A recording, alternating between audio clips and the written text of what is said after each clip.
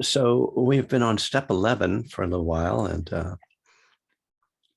I decided when I started with step 11 that I would start offering more of a variety of meditations, kind of as a just spice up the class. So somehow calling Dharma and recovery class spicy seems a bit,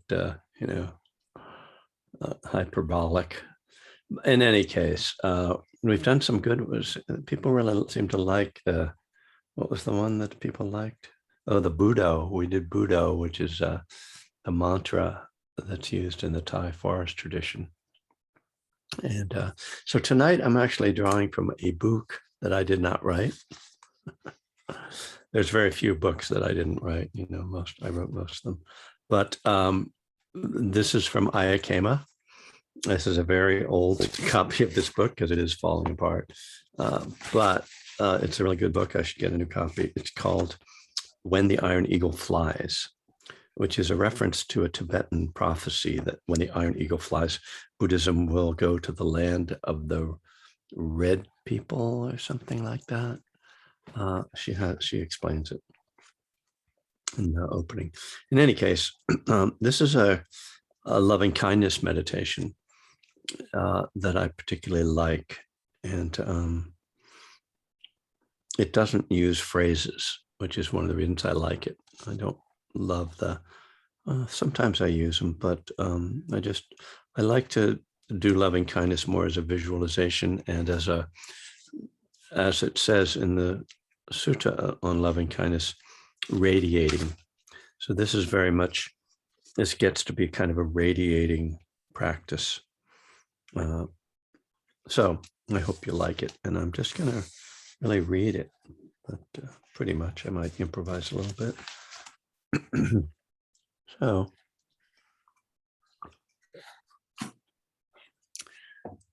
get yourself into a nice, comfortable meditation posture.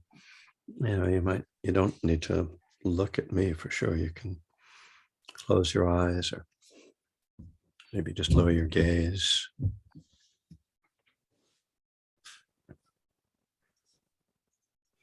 In order to begin, please put your attention on the breath for a few moments.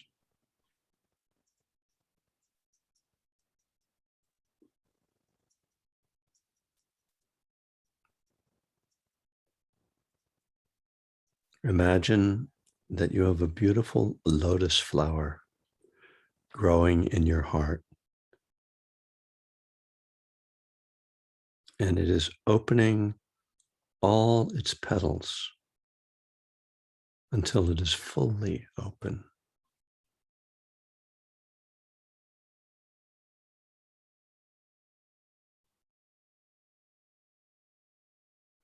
Out of the center of the lotus flower in your heart comes a golden stream of light, which fills you from head to toe with warmth and light and a feeling of contentment.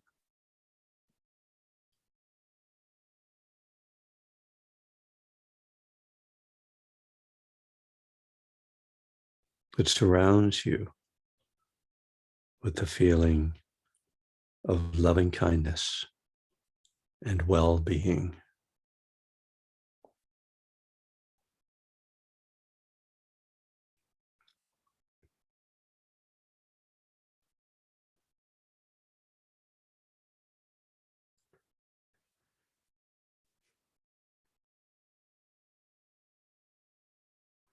Now, let that golden stream of light from the center of your heart reach out to the person nearest you,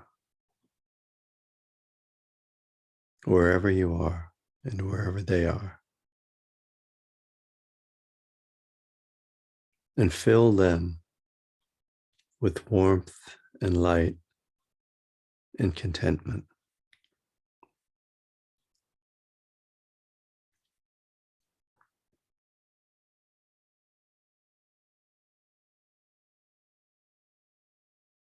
Surround them with lovingness and a sense of well-being.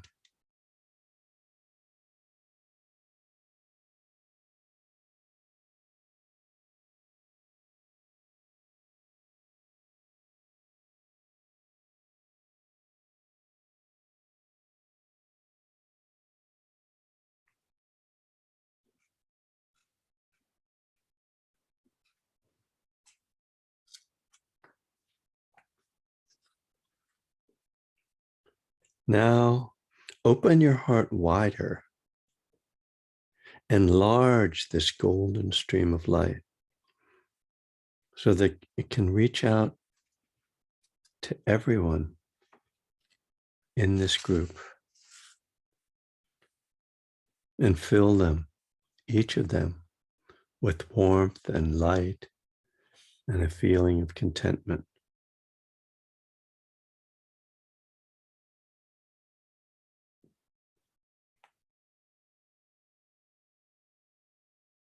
Surround everyone here with your love and a sense of well-being as your gift.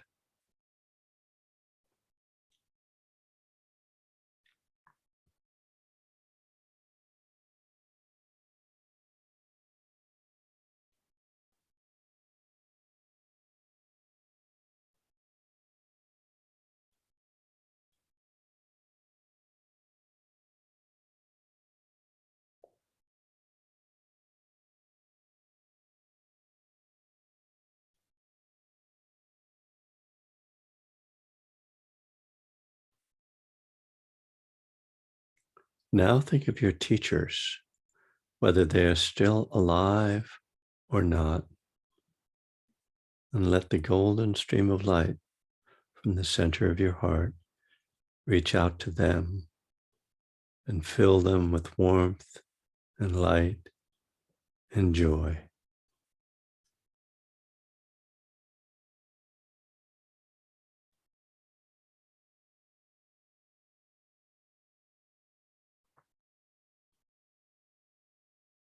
Surround them with that golden stream of light, bringing them your love and a feeling of well-being.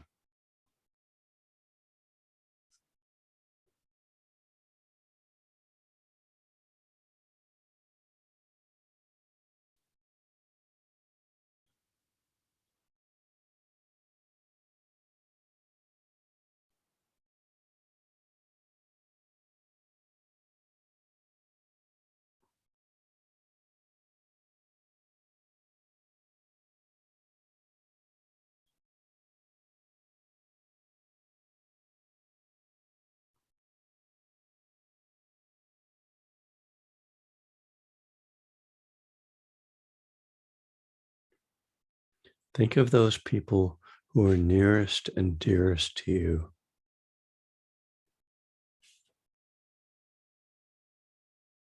Let the golden stream of light from the center of your heart reach out to them.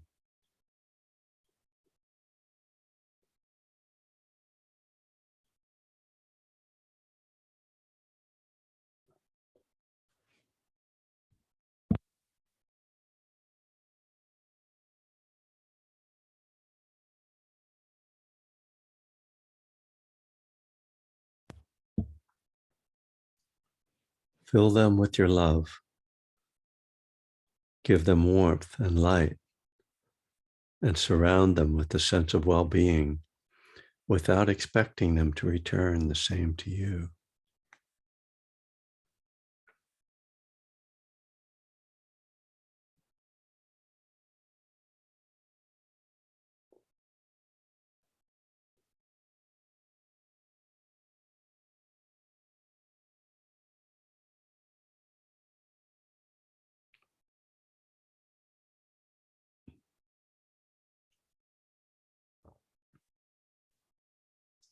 Think of all your good friends.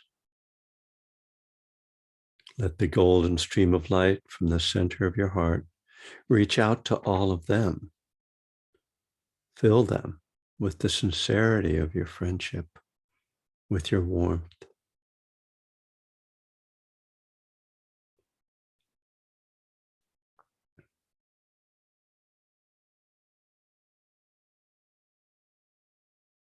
Surround them with your love and with your care without expecting them to return the same to you.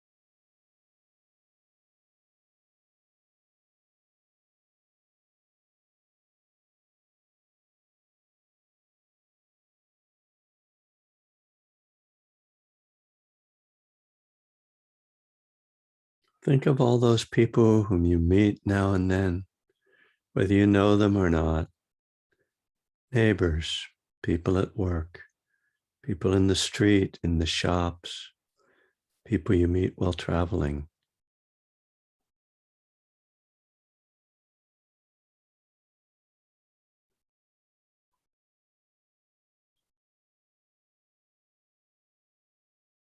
Let the golden stream of light enlarge and reach out to all of them, bringing your friendship and love to them.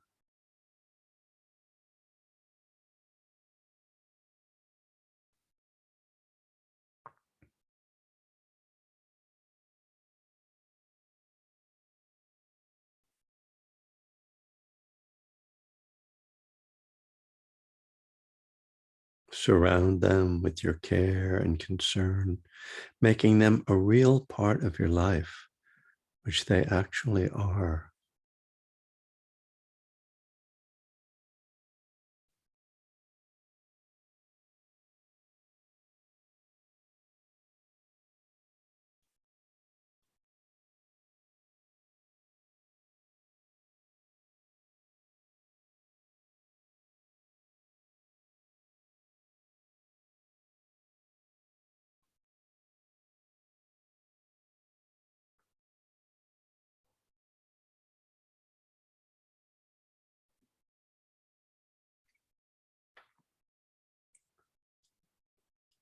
Think of anyone who may have made life difficult for you, who has put obstacles in your way, whom you find it hard to love.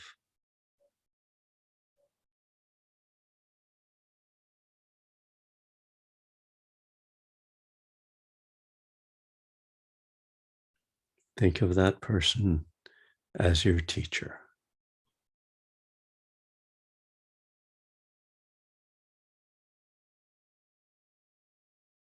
Let the golden stream of light from the center of your heart reach out to that person so that no obstruction can remain in your own heart.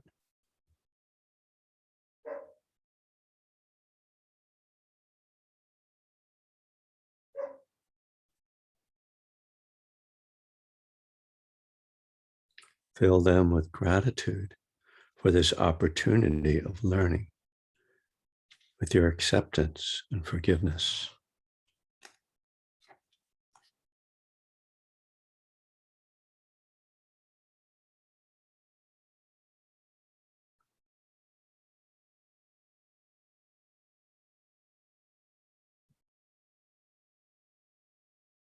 Surround them with love and compassion, realizing that everyone has the same dukkha, the same suffering.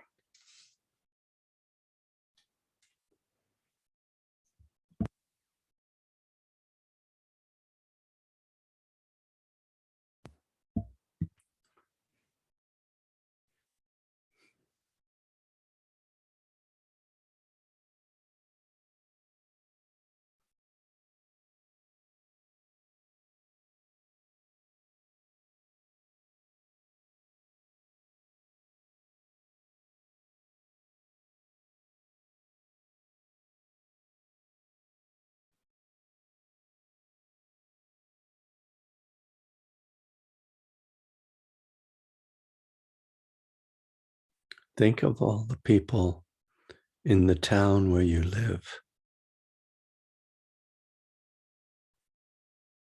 Open up your heart so wide that the golden stream of light can reach out to all the people there. Enter into their houses, into their hearts, filling them with warmth and light and contentment.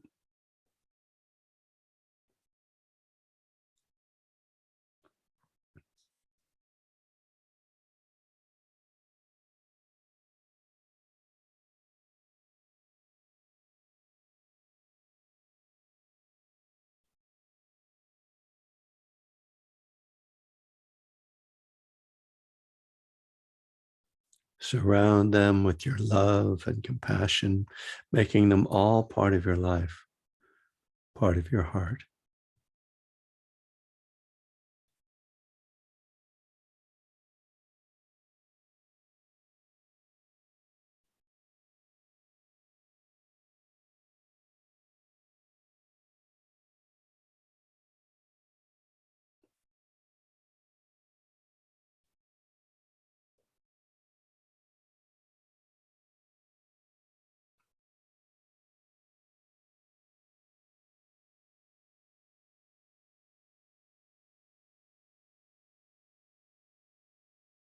Think of all the people on earth.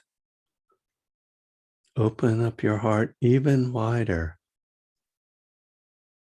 so that the golden stream of light can surround the earth,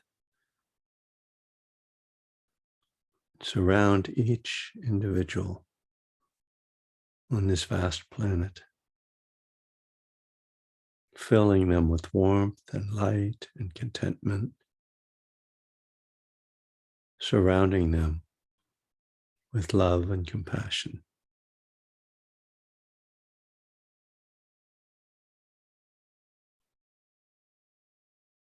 Let the golden stream of light surround the earth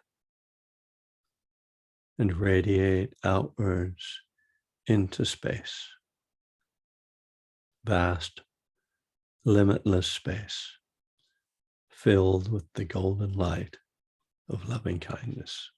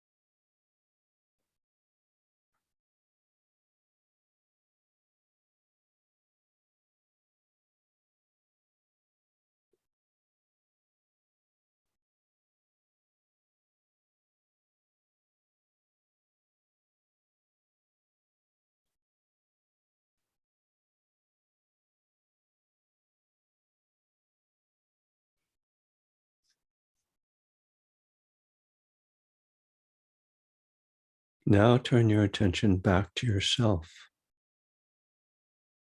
and let the golden stream of light fill you from head to toe with a feeling of joy and contentment, ease and harmony within. Let it surround you with a feeling of well-being.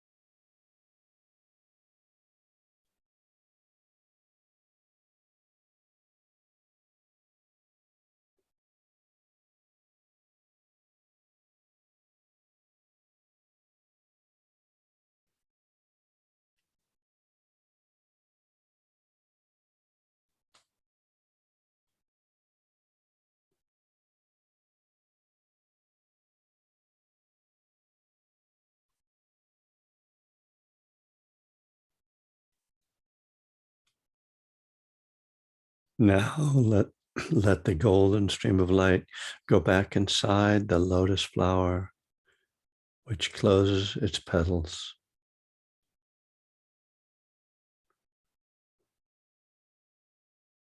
Then anchor the lotus flower in your heart, that it may become one with it.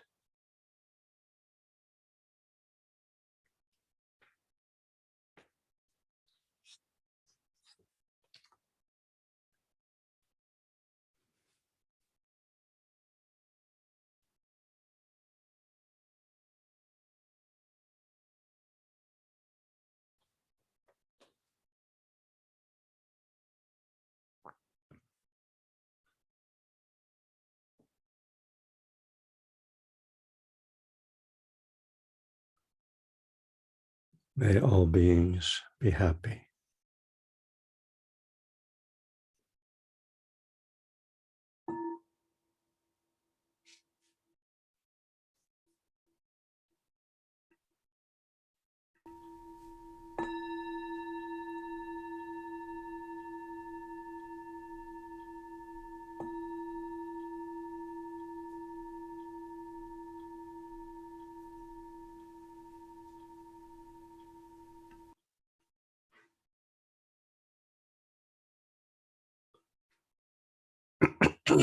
Right.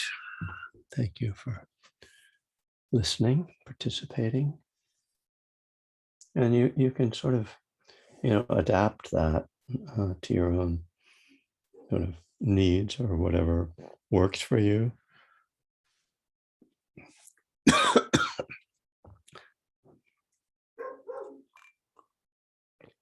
Sometimes if I'm on retreat and I'm, trying to really like stretch out my metta sittings, I'll I'll go through every member of my family that I can think of, and then when I get to the neutral, I'll kind of I know who lives in most of the houses on the block I live in, and I'll just kind of go through all those people and the kids and the parents and various folks, and it just like it's interesting to like just I think it's helpful to be very specific.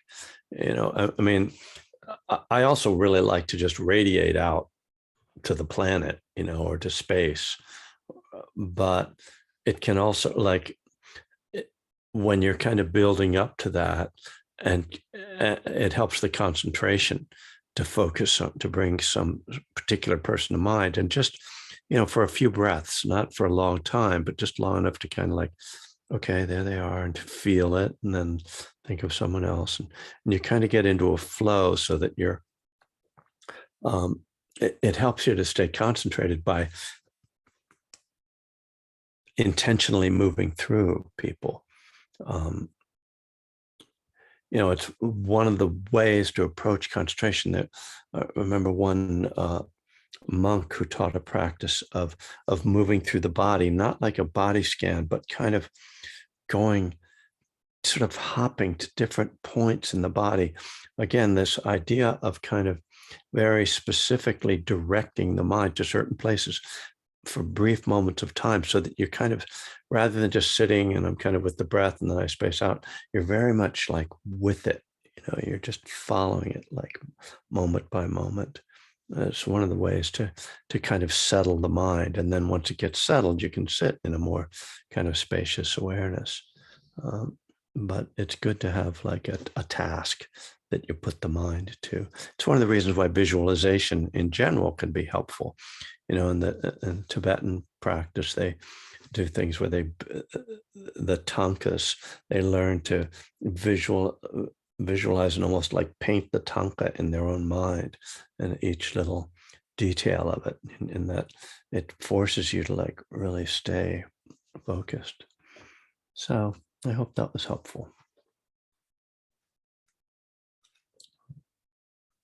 Maybe at the end, if there are any questions, I'll take them, but I think I'll move on and go back into one breath at a time.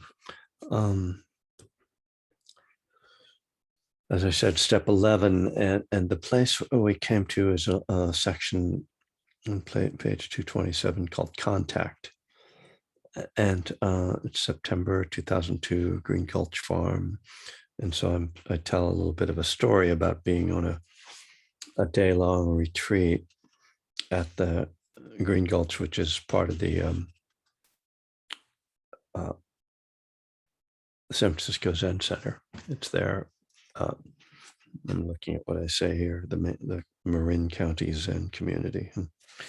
In any case, this was like 2 years before I published this book. So it was I was kind of doing research, if any of you know Laura Burgess, she's one of the founders of the Zen and Recovery. I'm not sure what they call it at the San Francisco Zen Center. So she was teaching this day long, and I was already a Dharma teacher, and as I say, kind of thinking about writing this book. In fact, I think I was already writing the proposal for the book, maybe 1 or 2 chapters, and so I was kind of like, I mean, I could say I was checking out the competition, but it was more like I was trying to see what was going on, because there wasn't much in the Buddhist recovery realm in those days. And so, I'm describing at the end of the day how they were kind of asking us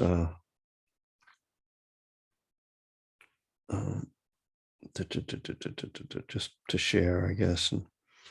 And as I thought of the step, I'll just read this part. So I opened my eyes and raised my hand. For me, I think I can just say, sought through prayer and meditation to improve my conscious contact. That's enough. Once I'm making contact, I'm there. I'm in tune with God's will. Practicing meditation for me is trying to come into contact with what is. So I'm going to read, I think, the rest of this section.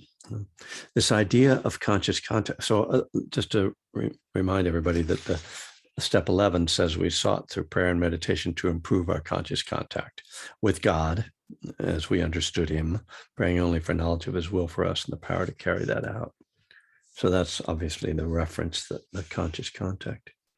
So this idea of conscious contact, which is really just another way of saying mindfulness, solves a lot of the higher power problem. Indeed, for Buddhists trying to reconcile their practice with the steps, the immediacy of mindfulness, of contact, gives a nonverbal, direct experience of something greater than ourselves, something that doesn't have to be explained or defined, indeed defies explanation or definition, and allows us to rest in our understanding, born of experience, of the mystery, power, and majesty of life and the manifest world. There may be a tendency to overcomplicate the idea of a higher power as an understatement. One woman came to me on the verge of tears at the end of one of my classes. She'd struggled with sobriety and especially with understanding a higher power for years, trying to come up with some intellectually satisfying understanding of God. But now the simple idea of mindfulness as a higher power had transformed her ability to work the steps and stay sober. All her resistance had melted away, and a strong feeling of safety, of being held, had arisen for her. We both felt a great humility and gratitude for her breakthrough. It's important in terms of the Buddhist understanding of ultimate truth not to stop here, though. Mindfulness is usually applied to, quote, objects, unquote, things like breath, sounds, thoughts, tastes, and so on. If we are seeking after ultimate truth, however, at some point, we have to let go of the objects of mindfulness. At that point, and this is probably most possible when the mind is quite still, perhaps on retreat, we can turn our attention to the quality of awareness itself. It's a little like the fish trying to notice the water. A very careful attention is required, a subtle turning of the mind in on itself. Ajahn Amaro, in his remarkable book, Small Boat, Great Mountain, which is devoted to an exploration of this kind of attention, says, quote, we simply withdraw our attention from the objects of the mind and incline the attention toward the deathless, the unborn. This is not a massive reconstruction program. It's not like we have to do a whole lot. It's very simple and natural. We relax and notice that which has been here all along, like noticing the space in a room, unquote. We might call this a shift from paying attention to content to noticing context. Instead of doing meditation, we are simply being meditation, or more simply, just being. We can see this process of experiencing contact as one of moving from the more obvious external experiences of contact to this increasingly subtle, ultimate inner contact. We begin with what is readily apparent, the phenomenal world. As we become more experienced with working with mindfulness and our concentration becomes stronger, the mind clearer, we pay attention to more and more subtle experiences until finally we are just paying attention to the attention itself. I describe this as a linear process, but of course it's not. My own experience is that there are times when my attention is quite sharp and subtle, and times when it's not. With practice, I've become more able to incline the mind toward the finer states, but I can't count on that happening every time I sit down to meditate. It's a little,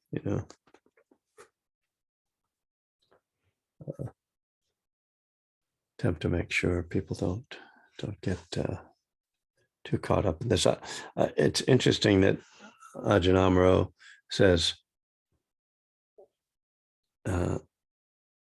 we simply withdraw our attention from the objects of the mind and incline the attention toward the deathless, the unborn.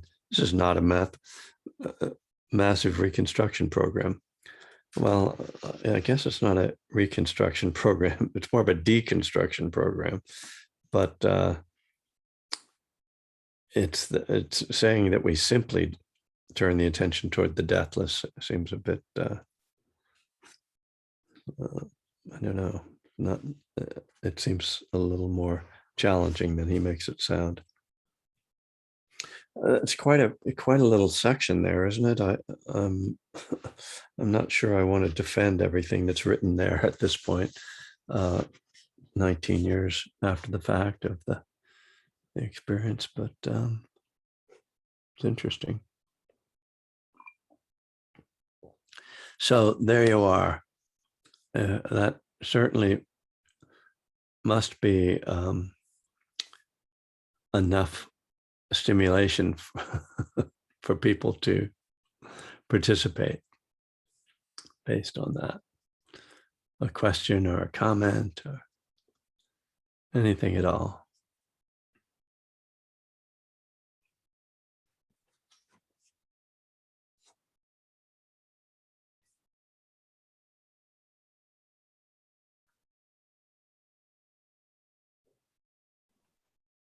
Or, Good morning from Thailand.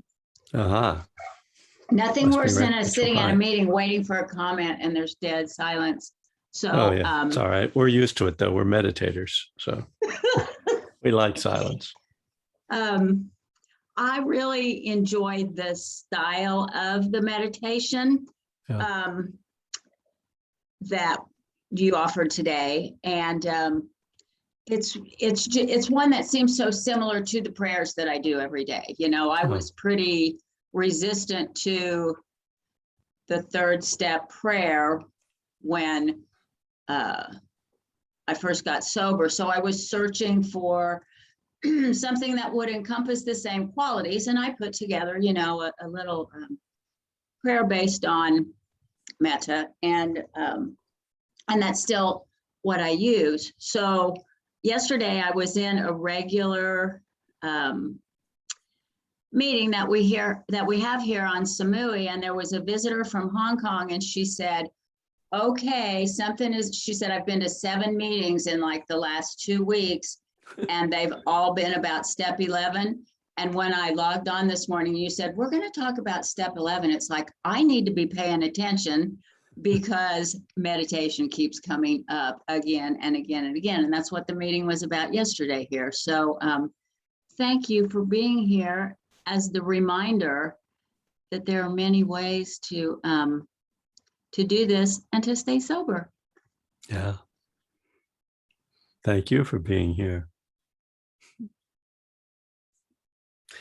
I'll just mention that in my workbook, I used a version of the third step prayer that was someone who came on a retreat with me some years ago wrote, and I will read it to you right now. It says, third step prayer, Buddhist version. I offer myself to the three jewels to learn, live, and be changed by the Dharma. May the teachings be put into practice in my life and relieve my suffering and help to relieve the suffering of others. May the power of the Dharma working in my life be a source of inspiration to others I may help, of the Buddha's wisdom, the Dharma's truth, and the Sangha's strength. May I follow this path always. That's from Chris S. from Durham, New Hampshire, NH. Yeah. That's in the appendix of my workbook, if you're interested. I don't know the third step prayer, so I've heard it, but anyway. Julia, hi. Hi. I like this step. It kind of it keeps me sober and it keeps me grounded. I think in early sobriety, I did some of the step, it helped me years ago, but it wasn't until I was in my 30s that I started to meditate with the Buddhist and philosophy. And the meditation that you took us through was really helpful because it made me look at different aspects of my life from people that I care about, family. I have a lot of members in my family, so that gets kind of stressful. And Right. and my children and colleagues, and my neighborhood is a real big part of my day because we all walk our dogs and we hang outside, and it's very frustrating with the smoke, and Yeah. During the pandemic, I would go outside and there's grass out there, and and I would work on the breath. And I swear that saved me, was that breathing kind of meditation. And I think the thing that you touched on the most tonight was the people that we have difficulty with. And there have been a few of those. Like, I was really one to kind of ruminate and try to figure things out and continue to hang out with some people that I didn't have much in common with, as far as, I don't know, just I kept thinking they would change, and they are what they are, it's, and the same with my own children. I have this vision for them that I think they should have this path that'll bring them fulfillment. And, they want to smoke pot and they want to party. And I mean, I did all that myself. Right. Right. So I just think it's nice just to sit and just listen to whatever's out there in the universe and breathe and calm down. So thanks, everyone. Yeah. Thanks a lot. Yeah. Couple things went through my mind that they came and they went. So thank you for sharing. I just think that, that it's interesting one of the things that happens for me when I really get into the metta practice like that, which I don't do that much, which, as I said, I could say it might benefit me to do it more often, is particularly thinking about people that I do care about, that I don't think of that often, or maybe that I don't appreciate that often. So to do it very intentionally is super sweet, to oh yeah, I really love that person. And it's just a great little, it's almost like a trick, like, oh, you can do this. You can just feel love. So sweet. Yeah. Dana, hi. Hey, Kevin, can you hear me? Yep. Hey. So we're in a book study, and last night we were reading about loving kindness, and it said that it's a wish for happiness and well-being for others. And it just made me think about me being the classic codependent, how equanimity really goes along with that practice for me, because I get so hung up in feeling responsible for the happiness and well-being of others and wanting to make them happy and well. And it's a struggle, that's my sickness. So yeah, it was just a realization I had when we read that last night, that those two can kind of, go hand in hand. Indeed, they are meant to go hand in hand. What book is it that you've been reading? We're reading The Fearless Heart. Oh, that's is that Jimpa? Yes. Yeah, right. He's the Dalai Lama's translator, right? Right. Yeah, Yep. yeah. I've met him. He's wonderful, wonderful Oh, wow. person. Cool.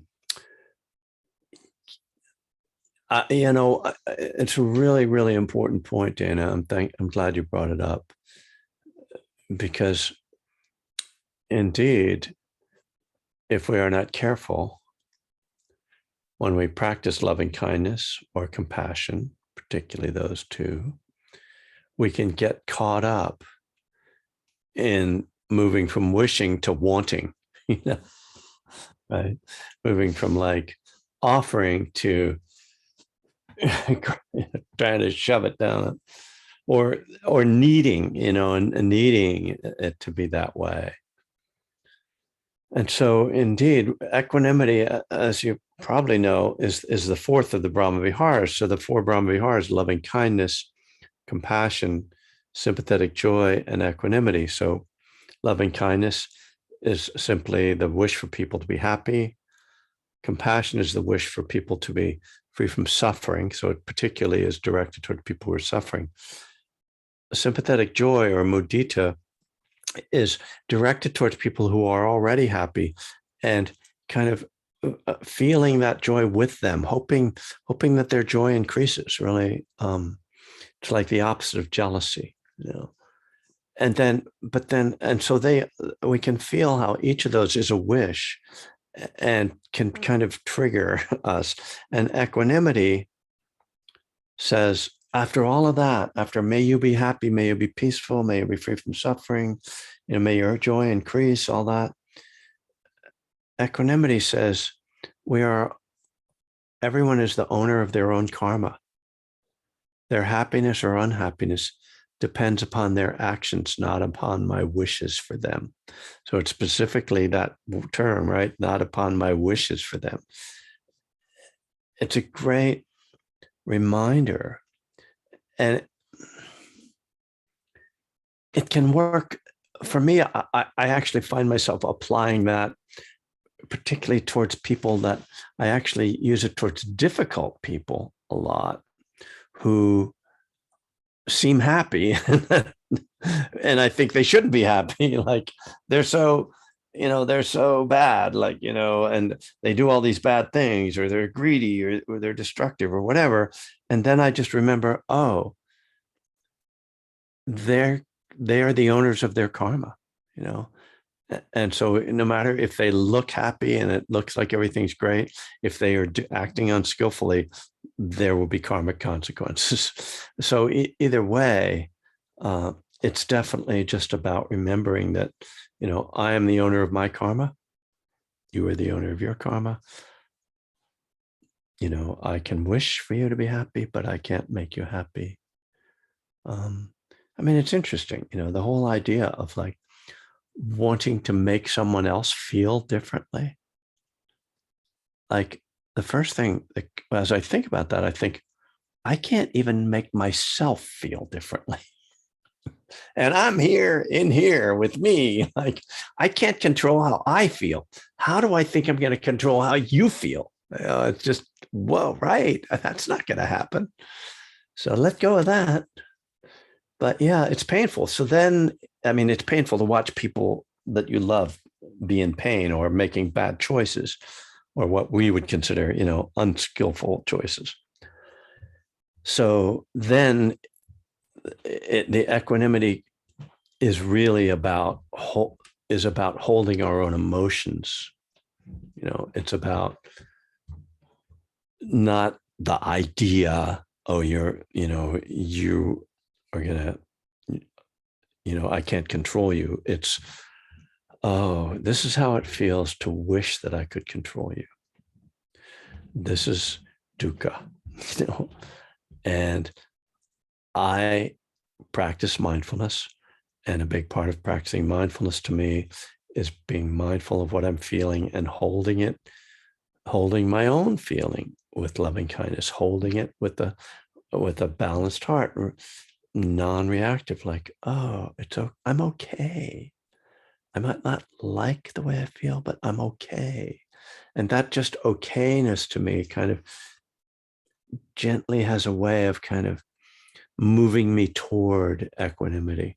And I'm not like forcing myself or jumping into it, but I'm just like reminding myself, yeah, I'm okay. And they're okay. And this is the way it is.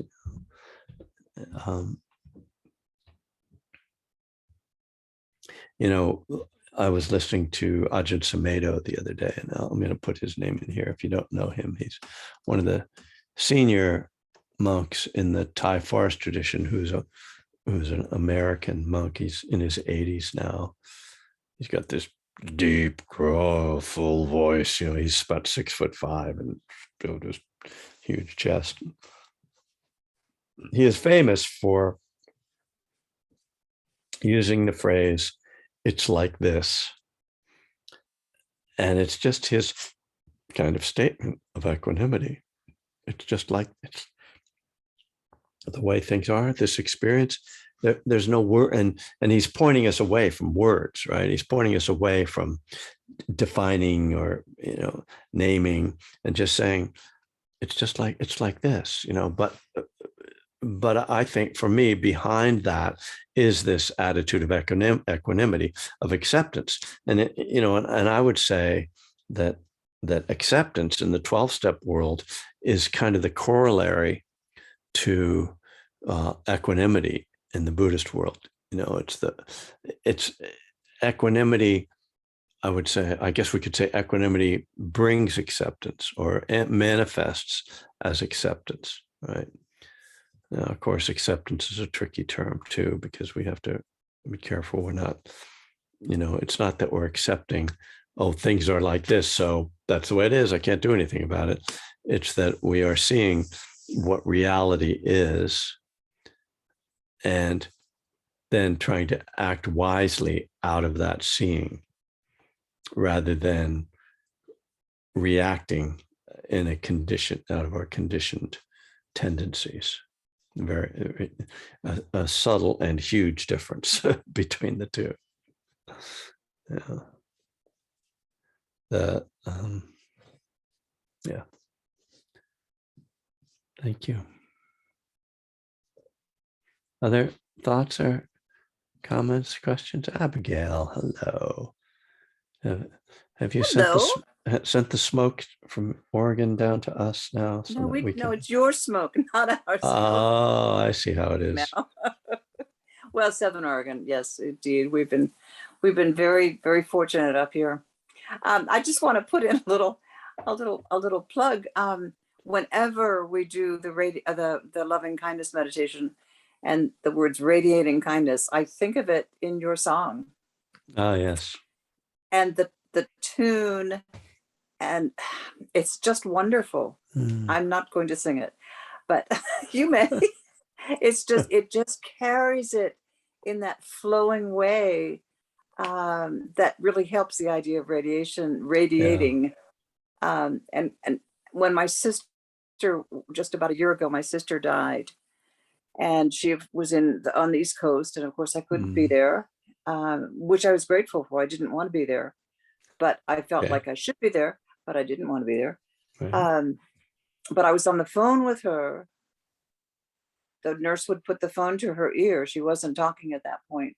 And I didn't sing the loving kindness, but I used the words of the loving kindness meditation. And it really was, if I could pour through this telephone that soothing quality of, you're going through this. I know you're going through this. You're going through this basically by yourself, as I think we all do.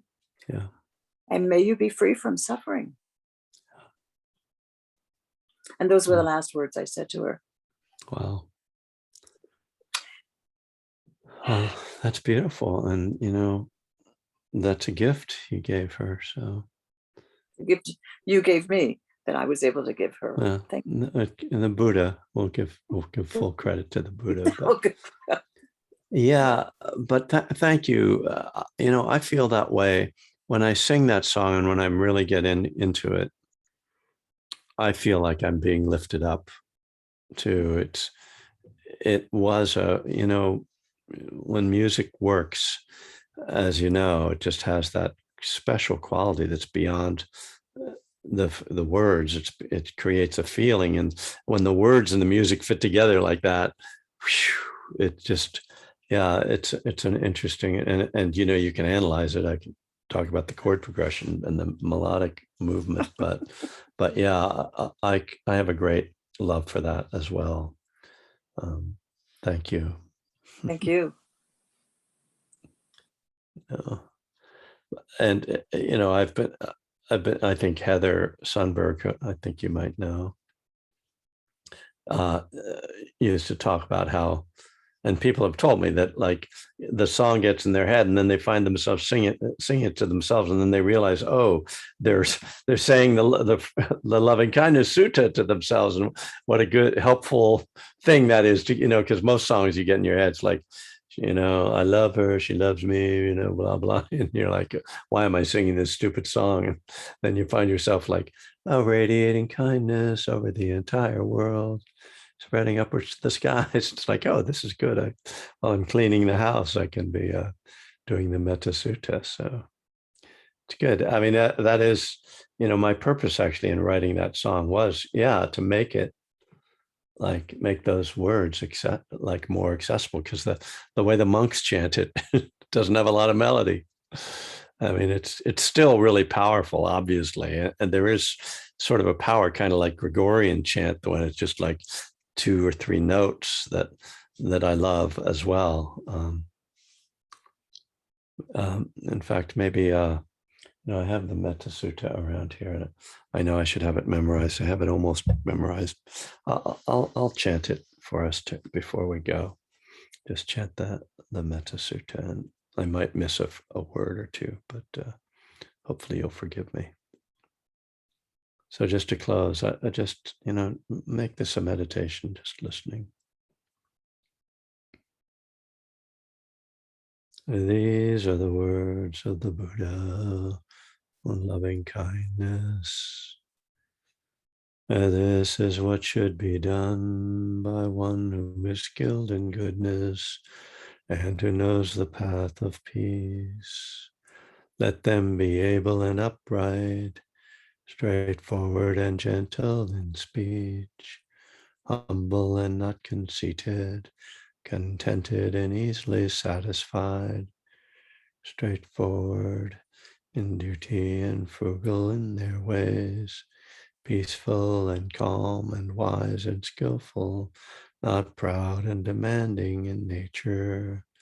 Let them not do the slightest thing that the wise would later reprove. Wishing in gladness and in safety, may all beings be at ease. Whatever living beings there may be, whether they are weak or strong, omitting none, the great or the mighty, medium, short or small, the seen and the unseen, those living near and far away, those born and to be born, may all beings be at ease. Let none deceive another or despise any being in any state. Let none through anger or ill will wish harm upon another. Even as a mother protects with her life her child, her only child, so with a boundless heart should one cherish all living beings, radiating kindness over the entire world, spreading upwards to the skies and downwards to the depths, outwards and unbounded, freed from hatred and ill will, free from drowsiness, whether standing or walking, seated or lying down.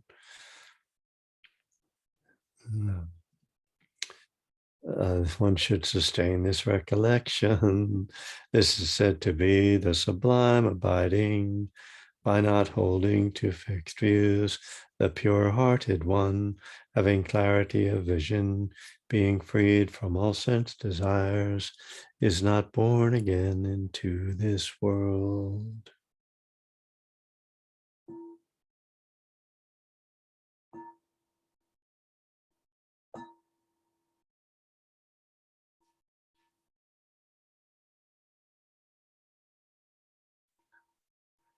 Something like that. I may have missed a phrase or two. So thank you all for coming. Thank you for everything. And yeah, I will see you in some days. Oh. You'll have a little break from Kevin, but do continue to come to the group. Everybody, all the different teachers here have something to offer. It's from the Metta Sutta, and I call it Metta Nova. It's on my Laughing Buddha, which you can find. It's on Spotify and other places. You kind of have to search for it, but yeah.